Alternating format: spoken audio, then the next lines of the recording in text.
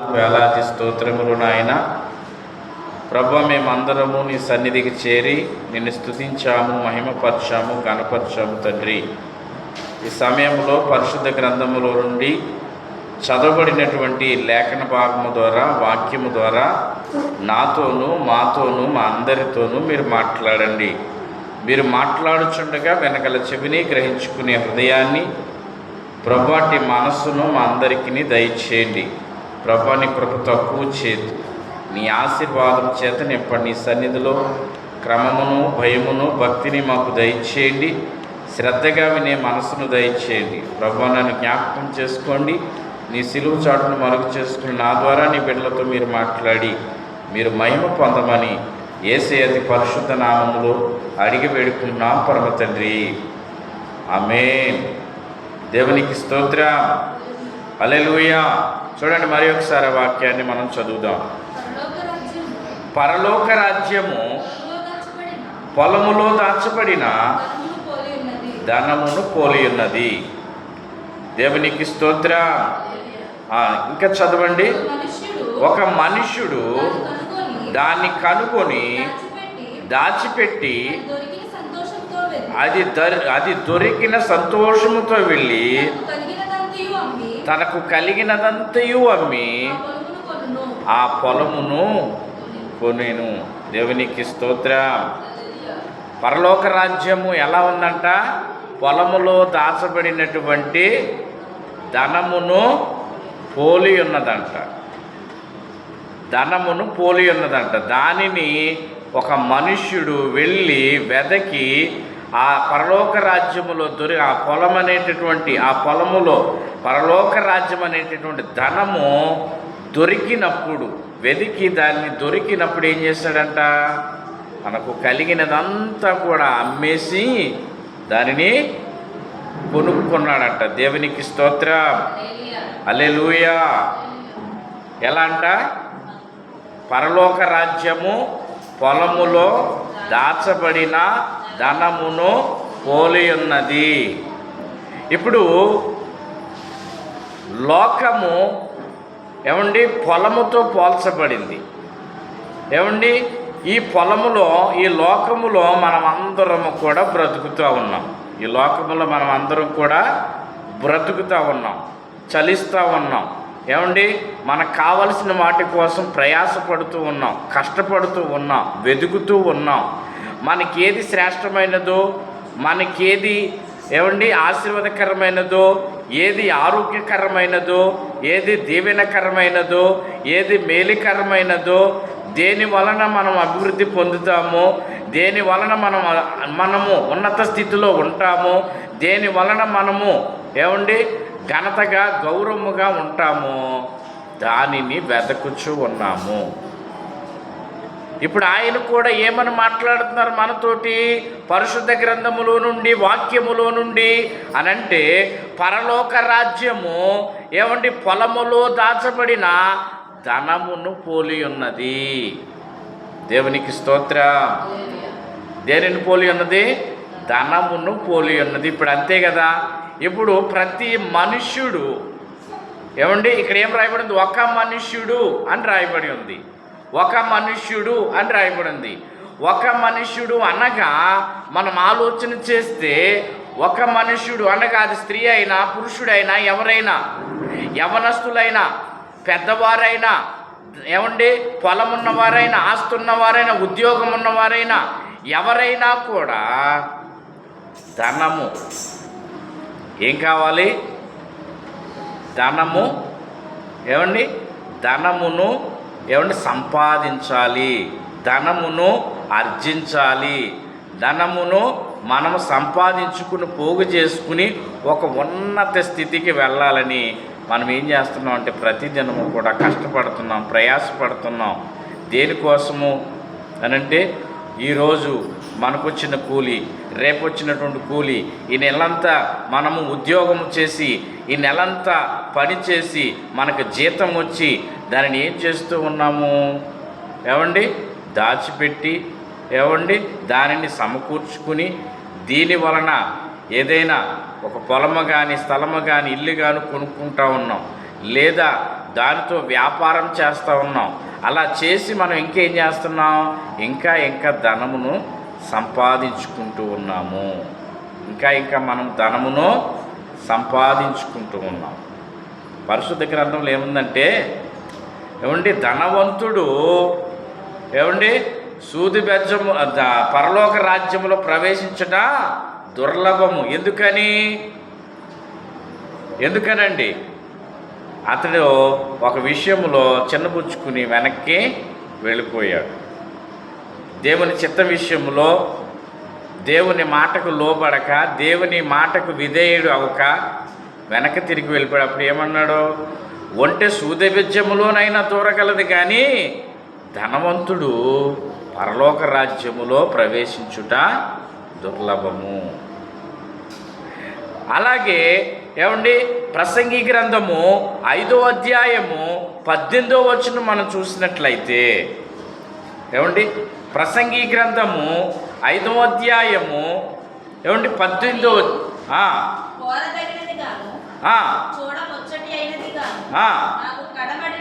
నాకు కనబడినది ఏదనగా దేవుడు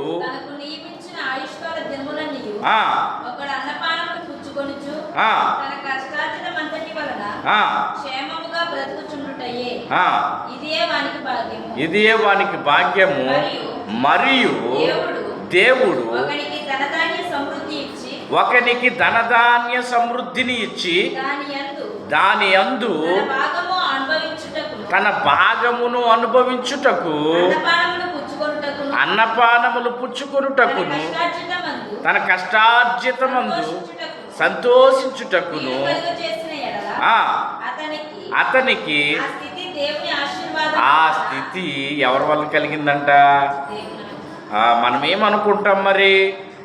ప్రతి దినము కూడా ఒక కుటుంబముగా కట్టబడిన తర్వాత యవన దశలోకి వచ్చిన తర్వాత, మనం చదువుకుని ఉద్యోగం సంపాదించిన తర్వాత, మనము పొలము వ్యవసాయం చేసిన తర్వాత, మనం కష్టపడి దినమంతా కష్టపడి ప్రయాసపడి పనిచేసిన తర్వాత ప్రతి విషయములో కూడా ధనమును ఆర్జించాలని, కష్టపడి ప్రయాసపడి సంపాదించాలని ప్రయాసపడి ప్రతి దినము కూడా కూడబెట్టుకుని, మనము స్థలము లేకపోతే స్థలము కొనుక్కోవాలని, పొలము లేకపోతే పొలము కొనుక్కోవాలని, ఇల్లు లేకపోతే ఇల్లు కొనుక్కోవాలని, లేదా మనకు కావలసిన ప్రతి ఒక్క అవసరతను మనము తీర్చుకోవాలని, లేదా ఒక ఉన్నత స్థితికి వెళ్ళాలనంటే ధనమును సంపాదించాలి. మరి ధనధాన్య సమృద్ధి ఎవరిస్తున్నారు అనంటే యేసు ప్రభువారే ఇస్తూ ఉన్నారు. ఒకనికి ధనధాన్య సమృద్ధిని అనుగ్రహిస్తున్నాడు అనంటే, దేవుడు ఉన్నాయి అనంటే, అతడు పొందుకున్నాడు అనంటే, అతడు అభివృద్ధి పొందుతున్నాడంటే, దేవుడు ఇచ్చాడు అనంటే అది దేవుని వల్లనే, మన తెలివితేటలు కాదు, మన ఆలోచనలు కాదు. ఒకనికి ధనధాన్య సమృద్ధిని అనుగ్రహించాడు అనంటే అతడు పొందుకున్నాడంటే అది దేవుని వల్లనే కలుగుతుంది. దేవునికి స్తోత్రం, హల్లెలూయా. మరి మనము ఇహలోక ధనము గురించి మాట్లాడుకుంటూ ఉన్నాము. మరి పరలోక రాజ్యం ఎలా ఉందంట? పొలములో దాచబడినటువంటి ఒక ధనమును పోలి ఉన్నదంట.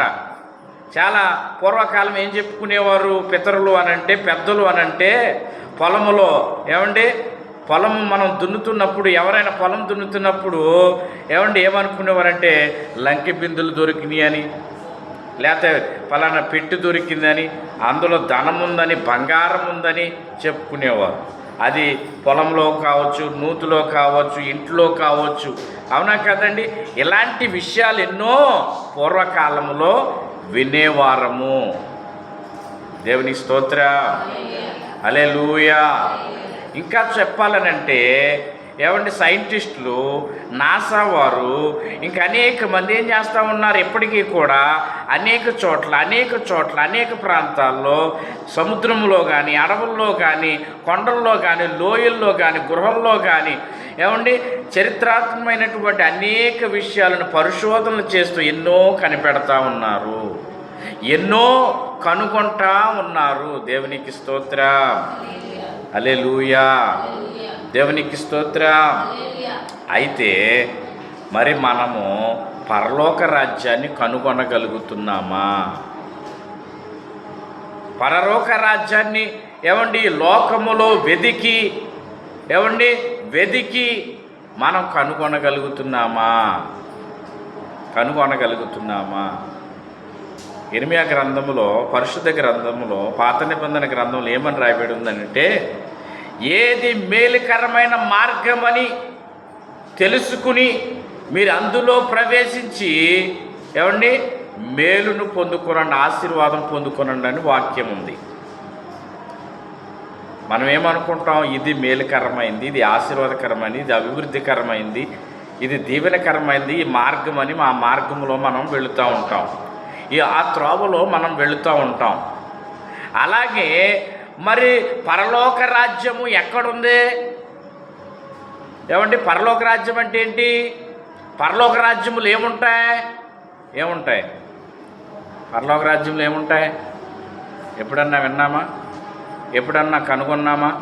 ఎప్పుడైనా దాని గురించి ఆలోచించామా? ఎప్పుడైనా దాని గురించి మాట్లాడుకున్నామా? ఎప్పుడైనా దాని గురించి ఒకసారి ధ్యానించామా? ఎప్పుడైనా సరే దాని విషయంలో ఎవరితోనైనా మాట్లాడామని అంటే ఒకసారి మనం ఆలోచన చేసుకోవాలి. ఆలోచించాము? ఎప్పుడైనా మాట్లాడుకున్నామా? ఇక్కడ రాయబడి ఉంది, పరలోక రాజ్యము పొలములో దాచిన ధనమును పోలి ఉన్నది. అక్కడ మనం చూసిన ధనమును పోలి ఉన్నది. ఒక మనుష్యుడు దాన్ని కనుగొని ఏం చేస్తాడు? కనుగొన్నాడంట. ఇప్పుడు మన భారతదేశానికి సముద్ర మార్గాన్ని కనుగొన్నది ఎవరు? మొట్టమొదటిగా సముద్ర మార్గాన్ని కనుగొన్నది ఎవరు? Vasco da Gama. ఎవరు కనుగొన్నారో? వాస్కో డి గామా సముద్ర మార్గాన ఆయన ఆఫ్రికా చుట్టూ తిరిగి సముద్ర మార్గాన ఇండియాకి వచ్చాడంట. ఇండియాకి, ఐరోపా నుండి సముద్ర మార్గాన్ని ఇండియాకి కనుగొన్నాడంట. మరి మనకి తెలుగు లిపి ఎలా వచ్చింది? ఎక్కడి నుండి వచ్చింది? ఎవరు కనుగొన్నారు అని మనం ఆలోచన చేస్తే అది బ్రహ్మలిపిలో నుండి వచ్చిందంట. అది కన్నడ భాషలో నుండి వచ్చిందన్నట్టు. అది ఎలా వచ్చిందంట? కన్నడ తెలుగు ఆ రెండు కూడా ఒకే పోలికలో ఉండి కన్నడలో నుండి వచ్చిందని కొంతమంది చెప్తున్నారు. కొంతమంది పూర్వీకులు ఏం చెప్తున్నాడు? బ్రహ్మలిపిలో నుండి వచ్చిందని కనుగొన్నారని చెప్తా ఉన్నారు. దేవునికి స్తోత్రం. ఏదైనా ప్రతి ఒక్కరు కూడా చరిత్రలోనికి వెళితే ప్రతి ఒక్కరు ఎవరో ఒకరు ఏదో ఒక విషయంలో ప్రతి దానిని కనుగొంటానే ఉన్నారు. ఈ పొలంలో మైనం పడుతుందని, ఈ కొండలు సిమెంట్కి ఉపయోగపడతాయని, లేకపోతే ఈ కొండలు ఇనుము తీయొచ్చని, ఈ కొండలో నుండి ఈ రాగి తీయొచ్చని, ఈ మట్టిలో నుండి బంగారము తీయొచ్చని. అవునా కాదండి? ఐగుప్తు దేశానికి వెళితే అక్కడ మట్టి కీలు దొరుకుతుందని. అవునా కదా? దేవునికి స్తోత్రం, హల్లెలూయా. కానీ మనుష్యుడు మాత్రం పరలోక రాజ్యాన్ని కనుగొనలేకపోతా ఉన్నాడు. పరలోక రాజ్యాన్ని వెతకలేకపోతున్నాడు. పరలోక రాజ్యాన్ని వెతికి దానిని సంపాదించుకోలేకపోతా ఉన్నాడు. ఎవరైనా దానికోసం ఎప్పుడైనా ఆలోచించామంటే ఒకసారి మనం జ్ఞాపకం చేసుకోవాలి. ఎక్కడుంది పరలోక రాజ్యం? ఇక్కడుందా అక్కడుందని మనము తడవలాడి వెతికి కనుగొంటున్నామా? దేవుని స్తోత్రం, హల్లెలూయా. చూడండి, అన్యులు స్వర్గానికి వెళ్ళాలని ఎన్నో కార్యాలు చేస్తూ ఉంటారు, పుణ్యదానాలు చేస్తుంటారు, దానాలు చేస్తుంటారు, ఎన్నో కార్యక్రమాలు చేస్తూ ఉంటారు, ఎన్నెన్నో గొప్ప కార్యాలు చేస్తూ ఉంటారు. ఎందుకని? పరలోక భాగ్యాన్ని అంటే స్వర్గాన్ని సంపాదించుకోవాలని. అవునా కదా? అదే కదా? అవును కదా? మరి మనము యేసు ప్రభువారిని ఎందుకు నమ్ముకున్నాము? ఆయన నిత్య జీవం ఇస్తాడని. అవునా? అంతేనా? నిజమేనా? ఆలోచించండి. ఎప్పుడైనా అనుకున్నారా? ఆలోచించారా? ఈ జీవితకాలం మట్టికే మనం అనుకుంటా ఉన్నామా అని అంటే, ఈ సమయంలో మనం ఆలోచన చేస్తే మనం ఇక్కడ ధనం సంపాదించాలని, పిల్లలకి ఆస్తి కూర్చిపెట్టాలని, పిల్లలకు మంచి స్థితిని కలగజేయాలని మనం ఎంతో కష్టపడి ప్రయాసపడుతూ ఉన్నాం. మరి మనకు మనము ఒక 70 సంవత్సరాలు 80 సంవత్సరాలు లేదంటే అధిక బలం ఉంటే ఆరోగ్యం ఉంటే దేవుడు ఆయుష్ిస్తే 100 సంవత్సరాలు ఇంకా ఎక్కువ బతుకుతూ ఉన్నాం. అయితే చనిపోయిన తర్వాత బ్రతుకున్నదని, చనిపోయిన తర్వాత జీవితం ఉన్నదని, చనిపోయిన తర్వాత మరొక లోకం ఉన్నదని, ఆ లోకానికి మనం వెళ్ళి జీవిస్తామని మనం ఎప్పుడైనా ఆలోచించామా? మనం ప్రతిదినం కూడా ఎంతో కష్టపడతాం, ప్రయాసపడతాం. దేవునికి స్తోత్రం, దేవునికి స్తోత్రం, హల్లెలూయా.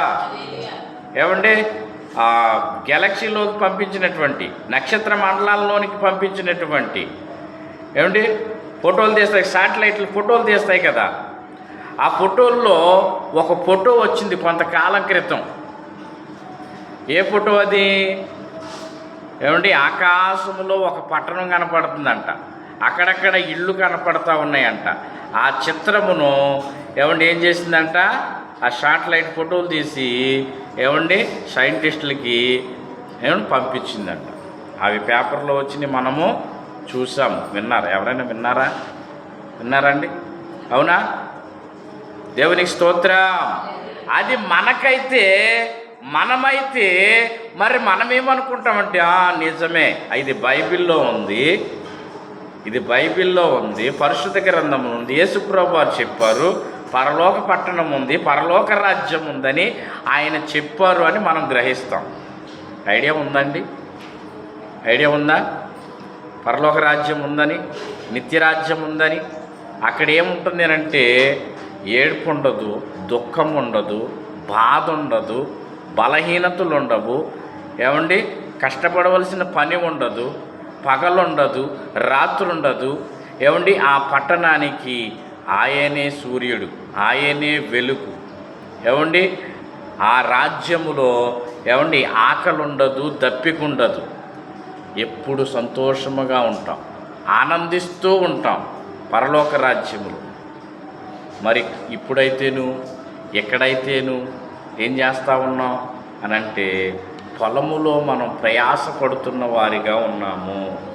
పొలములో ఈ లోకములో కష్టపడుతున్న వారిగా ఉన్నాము.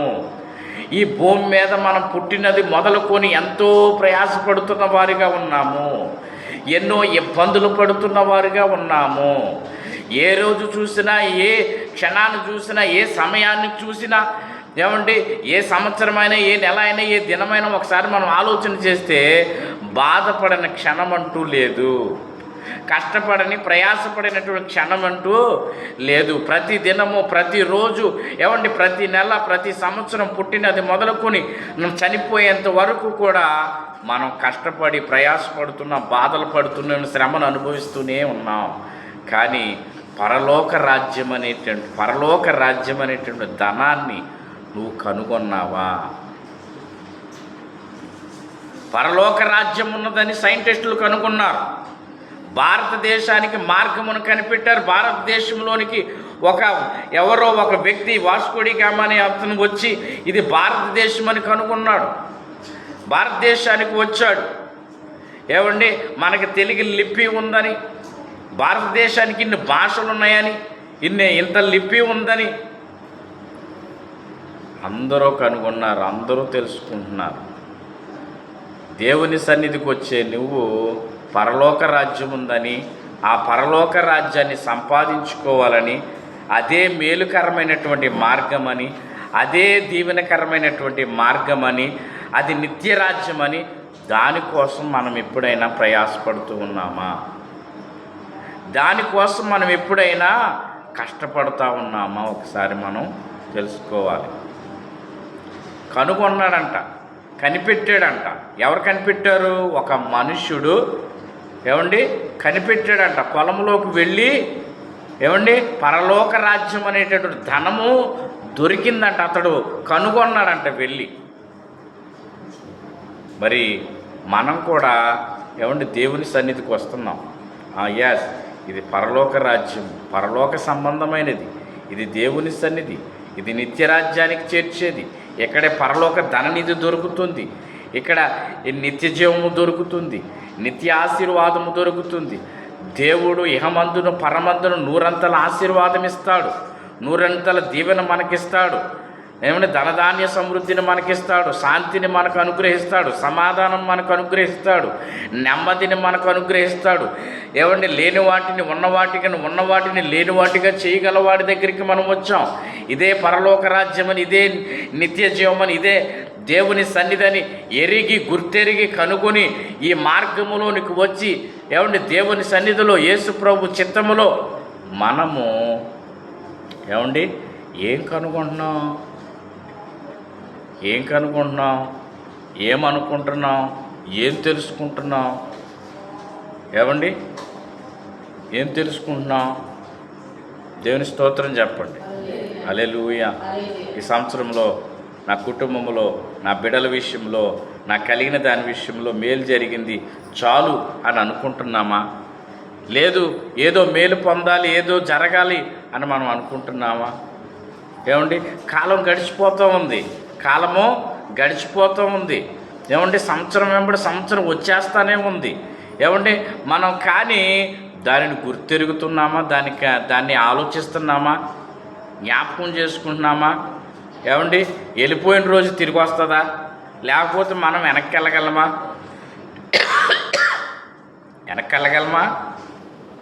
వెళ్ళగలమా అండి?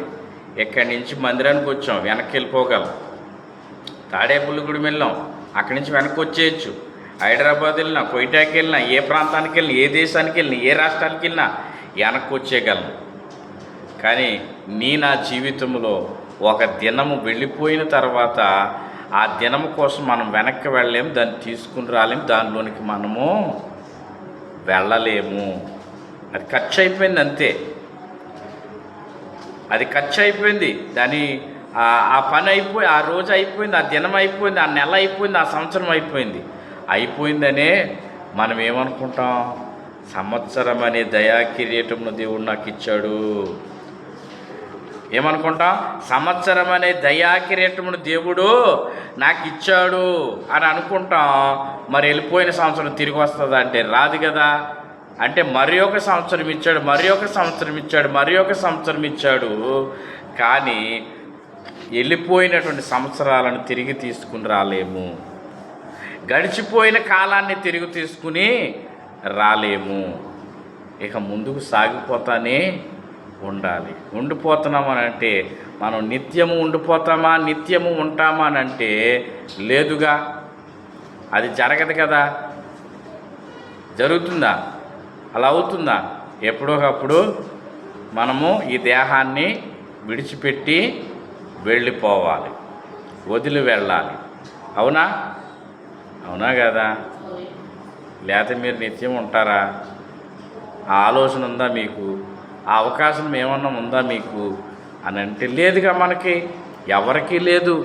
ఎంత గొప్పోడికైనా లేదు, ఎంత డబ్బున్నవాడికైనా లేదు, ఎంత అధికారం ఉన్నవారికైనా లేదు, ఎంత ఉన్నత స్థితిలో ఉన్నవారికైనా లేదు. ఏమండి ప్రభుత్వం చేయవారికైనా, రాజ్యాలు పరిపాలించిన వారికైనా, ఏమండి ఎవరికైనా సరే వెళ్ళిపోయిన కాలము తిరిగి రాదు, అయిపోయిన జీవితం తిరిగి రాదు. అతడు వెళ్ళిపోయిన తర్వాత మరలా తిరిగి వచ్చిన వారు ఎవరు కూడా లేరు. దేవుని స్తోత్ర. ధనవంతుడు ఏమంటున్నాడు? చనిపోయిన తర్వాత, నరకానికి వెళ్ళిన తర్వాత, అయ్యా ఈ మృతుల లోకములో నుండి, ఈ నరకములో నుండి ఒక్కసారి మా ఇంటికి పంపించు ప్రభువా, నేను వెళ్తాను ప్రభువా అంటున్నాడు. అప్పుడు అబ్రహాం ఏమన్నాడు? ఇక్కడ వారు అక్కడికి, అక్కడ వారు ఇక్కడికి, ఏమంటే రావటానికైనా వెళ్ళటానికైనా అవకాశం లేదని చెప్పాడు. అవునా? దేవుని స్తోత్రం చెప్పండి. హల్లెలూయా. మనం ఆలోచించాలి. మన వయస్సు, దేవుడిచ్చిన ఆయుస్సు, దేవుడిచ్చిన ఆరోగ్యం, దేవుడిచ్చిన జీవితం ఖర్చు అయిపోతుంది. ఈ జీవిత కాలములో, నీకిచ్చిన ఆయుష్కాలములో మనము పరలోక రాజ్యం అనే ధనాన్ని కనుగొనగలుగుతున్నామా, కనిపెట్టగలుగుతున్నామా? దేవుని స్తోత్రం చెప్పండి. హల్లెలూయా. ఒక స్త్రీ ఉంది, ఏమండి, తనకు 10 నాణ్యాలు ఉన్నాయి. ఆ 10 నాణ్యాల్లో ఒక నాణ్యం పోయింది ఇంట్లో. అప్పుడు ఆమె ఏం చేసింది? ఎలా ఊడ్చింది? ఏ విధంగా ఊడ్చింది చెప్పాలి. ఏమైనా గుర్తుందా? అంటే మధ్యలో ఒకటి వదిలేశారు, అందుకే ప్రశ్న అడిగాను. దీపం వెలిగించి, ఏమంటే ఏం చేసిందంట? ఇల్లంతా ఊడ్చిందంట. తన నాణ్యం దొరికిందంట. అందరినీ కూడా పిలిచి ఏం చేసిందంట? నా నాణ్యము దొరికిందని సంతోషించిందంట. దేవుని స్తోత్ర. ఎవరైనా ఒకరు రక్షింపబడుతున్నారంటే పరలోక రాజ్యంలో ఎంతో సంతోషం కలుగుతుందంట. యేసుప్రభు వారు పుట్టారు అంటే పరలోకంలో జయధ్వనులు కలిగాయంట, స్తుతులు కలిగాయనంట. దేవునికి స్తోత్ర. హల్లెలూయా. మరి ఇక్కడ మనకి కూడా ఏం కావాలి అని అంటే, దేవుని మందిరానికి వస్తున్న మనకి పరలోక రాజ్యాన్ని సంపాదించుకోవాలి. దేవునికి స్తోత్ర. హల్లెలూయా. ఏం సంపాదించుకోవాలి? ఈ జీవిత కాలంలో అన్నీ సంపాదించుకుంటున్నావు నువ్వు, అంతా సంపాదించుకుంటున్నావు నువ్వు, ఏదైనా సంపాదించుకున్నావు నువ్వు, కావాలనుకున్నది, కోరుకున్నది ఏదైనా స్వతంత్రించుకుంటున్నావు నువ్వు, దేన్నైనా దక్కించుకుంటున్నావు నువ్వు. కానీ చనిపోయేలోగా పరలోక రాజ్యాన్ని సంపాదించుకోవాలి, పరలోక రాజ్యంలో చోటు సంపాదించుకోవాలి, నిత్య రాజ్యములో నువ్వు స్థలము సంపాదించుకోవాలి. దేవునికి స్తోత్ర. నీ సాక్ష్యం ఎలాగా ఉండాలంటే, యేసుప్రభు వారు వెళుతూ ఆయన అంటున్నారు, మీకోసం స్థలములు, గృహాలను సిద్ధపరచడానికి వెళ్తున్నాను నేనని, ఏమండి, శిష్యులతో ఆయన చెప్తా ఉన్నాడు. దేవునికి స్తోత్ర. మనం అందరం కూడా పొలంకి ఎందుకు వెళ్తున్నాం? పట్టణానికి ఎందుకు వెళ్తున్నాం? పనికి ఎందుకు వెళ్తున్నాం? ఉద్యోగానికి ఎందుకు వెళ్తున్నాం? పిల్లలకి స్థలం సిద్ధపరచాలని, పిల్లలకు ఇల్లు కట్టాలని, పిల్లలకు మంచి భవిష్యత్తునివ్వాలని, పిల్లలకు మంచి ఆశీర్వాదాలను మనం అనుగ్రహించాలని మనం ఎంతో కష్టపడుతూ ఉన్నాం. మరి యేసుప్రభు వారు నీ కోసము, నా కోసం కష్టపడ్డారు, ప్రయాసపడ్డారు, తన ప్రాణాన్ని పెట్టారు. ఒక మనుష్యుడు ఏం చేశాడు? పొలములో దాచబడిన, ఏమండి, ధనాన్ని, పరలోక రాజ్యాన్ని సంపాదించుకున్నాడు. మొట్టమొదటిగా ఎవరు సంపాదించుకున్నారు పరలోక రాజ్యాన్ని? యేసుప్రభు వారే. ఎవరు సంపాదించుకున్నారో? యేసుప్రభు వారే సంపాదించారు. అలా సంపాదించుకునేటటువంటి మార్గాన్ని యేసుప్రభు వారే మనకు చూపించారు. మొదటి ఫలముగా, మొదటి వ్యక్తిగా ఆయన ఉన్నాడు. మరి ఆ వరుసలో ఉండాలనే కదా మనం కూడా వచ్చాం. ఆయన ఆ యొక్క విషయంలో, ఆ నిత్యరాజ్య విషయంలో, పరలోక రాజ్యంలో మనకు కూడా ఇవ్వాలనే కదా ఒక మార్గాన్ని దేవుడు ఏర్పాటు చేసి వెళ్ళాడు. దేవునికి స్తోత్ర. నేనే మార్గము, నేనే సత్యము, నేనే జీవం, నా ద్వారా తప్ప తండ్రి యొద్దకు ఎవ్వరు కూడా రాలేరు. రావాలంటే ఏం చేయాలి? యేసుప్రభు వారిని వెంబడించాలి. వెళ్ళాలంటే, ఏమండి, ఆ పరలోక రాజ్యాన్ని కనిపెట్టాలి అనంటే, ఆ పరలోక రాజ్యాన్ని పొందాలి అనంటే ఈ లోకాన్ని విడిచిపెట్టాలి, నీకు కలిగిన దాన్ని విడిచిపెట్టాలి. నువ్వు, ఏమండి, ఏదైతే ఇది మంచిదనుకుంటున్నామో, ఇది చాలా సుఖమైనది అనుకుంటున్నాము, మేలుకరమైనది అనుకుంటున్నాము, ఏమండి, ఏదైతే నిన్ను నాశనానికి నడిపిస్తుందో వాటిని విడిచిపెట్టి పరలోక రాజ్యాన్ని సంపాదించుకోవడానికి వెతుకులాడాలి, దాన్ని కనుగొనాలి, దాన్ని కనిపెట్టాలి. కనుగొని దాన్ని సంపాదించుకుని, అబ్బా నాకు పరలోక రాజ్యం వస్తుందని నమ్మకాన్ని సంపాదించుకోవాలి. దేవునికి స్తోత్ర. దేవునికి స్తోత్ర. కాబట్టి ఈ రాత్రికాల సమయంలో, ఏమండి, ఒక మనిషిగా, ఒక వ్యక్తిగా, ఏమండి, మనమందరము కూడా ఈ లోకంలో ఉన్నప్పుడు, బ్రతికి ఉండగానే పరలోక రాజ్యాన్ని సంపాదించుకోవాలి. ఉద్యోగాన్ని సంపాదించుకున్నాం, పొలము సంపాదించుకున్నాం, ఇల్లు సంపాదించుకున్నాం, బిడలను సంపాదించుకున్నాం, కావలసింది ప్రతిదీ సంపాదించుకుంటున్నాం. పరలోకాన్ని కూడా సంపాదించుకోవాలి. పరలోకాన్ని కూడా మనము సంపాదించుకోవాలని ఈ రాత్రికాల సమయంలో ప్రత్యేకముగా దేవుడు నీతోనూ నాతోనూ మనందరితోనూ మాట్లాడి ఉన్నాడు. దేవుడిచ్చినటువంటి సమయాన్ని, అవకాశాన్ని పాడు చేసుకొనక, దేవుడిచ్చిన ఈ జీవితాన్ని, ఈ ఆయుస్సును, ఆరోగ్యాన్ని పాడు చేసుకొనక ఆయన ఇచ్చే నిత్య రాజ్యాన్ని, పరలోక రాజ్యాన్ని సంపాదించుకోవాలని ఈ మాటలు ఆయన మనకు తెలియజేస్తున్నారు. ఈ పరిశుద్ధ మాటలు మన వినికిడిలో దేవుడు దీవించి ఆశీర్వదించునుగాక. ఆమేన్.